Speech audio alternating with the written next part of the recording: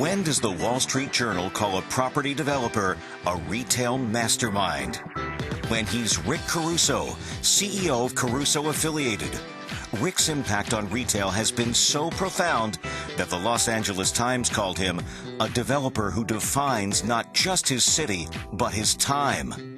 Rick combines a commitment to creating world-class guest experiences with a passion for architectural and design excellence. By following his own rules, his Americana at Brand in Glendale and The Grove in Los Angeles both rank among the world's top 15 shopping centers in sales per square foot. And guests visit Rick's properties 3 times more often, stay twice as long, and spend twice as much money than at traditional malls. Vanity Fair called The Grove the Main Street of Dreams, and cities around the globe now approach him to build their own dream Caruso-style projects. The American suburban mall, on the other hand, only began in the 50s and 60s. Now, I've come to a conclusion that within 10 to 15 years, the typical U.S. mall, unless completely reinvented, will be a historical anachronism, a 60-year or so aberration that no longer meets the public needs, the retailers' needs, or the community's needs. I mean, look at this. This is the status quo. This is the current reality for many shoppers and store owners. And this. Does this look like the future to you? I think we all have bigger dreams. At one point, this may have met the developers' needs, and even for a while, the consumers' needs. But it has outlived its usefulness.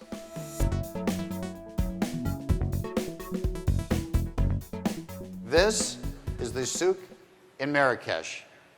It has been there for over 1,000 years. And this, the Tsukiji Market. It's a fish market located in Tokyo that has been there since the Edo period of the 16th century. And this, of course, the Champs-Élysées, with its luxury stores and great cafes and cinemas, has been there since the 1600s and got its name in the 1700s. So, why have these wonderful places lasted for centuries? Why have they survived wars and depressions and even the internet? The reason they've lasted is no different than why the fish stall has lasted or a great store for the carriage trade. They meet a human need, not just a commercial one. They reflect the timeless soul of retail. People, by their nature, want to engage. They want a sense of community. They want to be part of a social environment. It's part of being alive. Think how good it makes you feel when you see a couple or people sitting in an outdoor cafe with string lights over it. It looks festive and inviting. It's a place you want to be. People have been going to the market and feeling its energy for thousands of years. Earlier, I showed you those photos of the fish markets and the shopping area in Marrakesh. Here is the Stroll in Copenhagen. It is the longest pedestrian and retail street and dining area in Europe. And across the Atlantic Ocean, in Buenos Aires, is Florida Avenue, with terrific shopping. And we have healthy and wonderful retail streets here, too many to mention, but to pick a couple, this is Maiden Lane, one of my favorites in San Francisco. It's only 2 blocks long, but what it lacks in length, it makes up for in interesting boutiques. It's the character that creates the space. And again, one of my favorites, Newbury Street in Boston, with its eclectic mix of shops and cafes and renovated brownstones.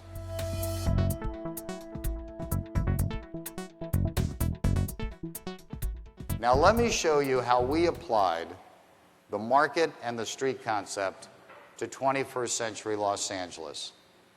And I think we're onto something here.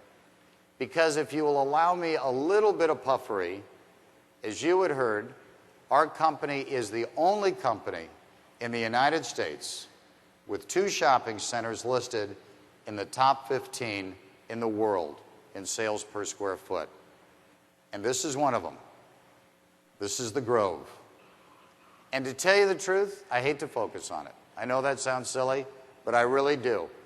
And the reason I hate to focus on it is because our thinking is now so far beyond it.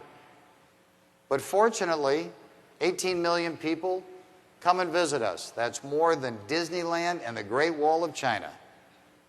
92% of them make a purchase, and they spend 2 times more than the industry average. The Grove does 5 times the national average in sales per square foot. We have the most successful movie theater in North America. Why? Same popcorn, same Raisinets, same Skittles, same movies. At a time when many retailers saw modest growth, the Nordstrom stores at the Grove and the Americana brand, our other property, sales increases are at the very top of their portfolio of full-line stores. At a time when many booksellers are struggling, Barnes & Noble, it's the top one in the Western United States. For all of our tenants, their stores and restaurants are among the top performing among their portfolio and their chain. You frequently hear that when you order online, you never have to leave the comfort of your own home. And that's true. Yet people still visit our properties to do the very things that are easier to do from their own home. So, why do they take the time? The fact is, I'm in a commodity business. What's sold on my properties is sold at hundreds of other places nearby. The customer bypasses other shopping areas and forgoes online because of the atmosphere, because of the experience. It's simple. It's the experience around it, which in our case relates to connection and community, along with beautiful architecture, mature landscaping, fountains, and it's all wrapped up in glamorous service. When you create a compelling retail experience, not only does your market share grow, but more importantly, your heart share grows. That's known as customer loyalty.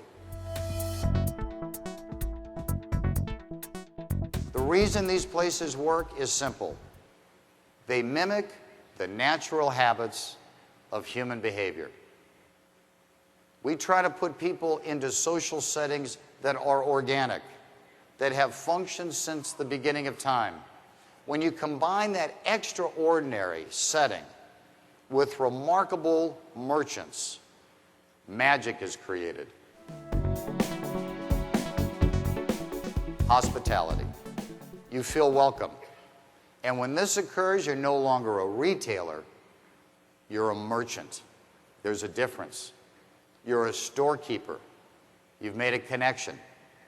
In a few moments, you're going to hear from one of the best in the business, Blake Nordstrom.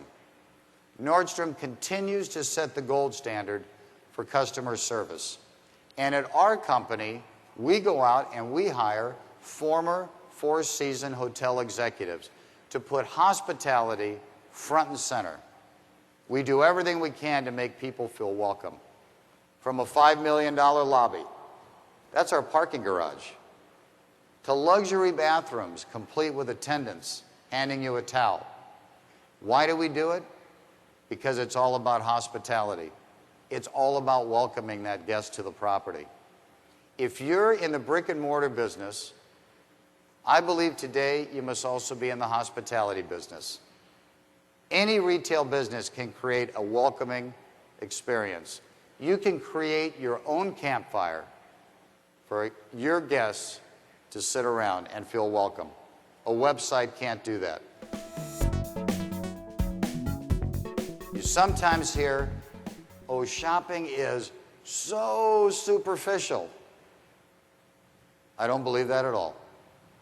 I think it serves a need for community and relaxation and enjoying the fruits of one's labor.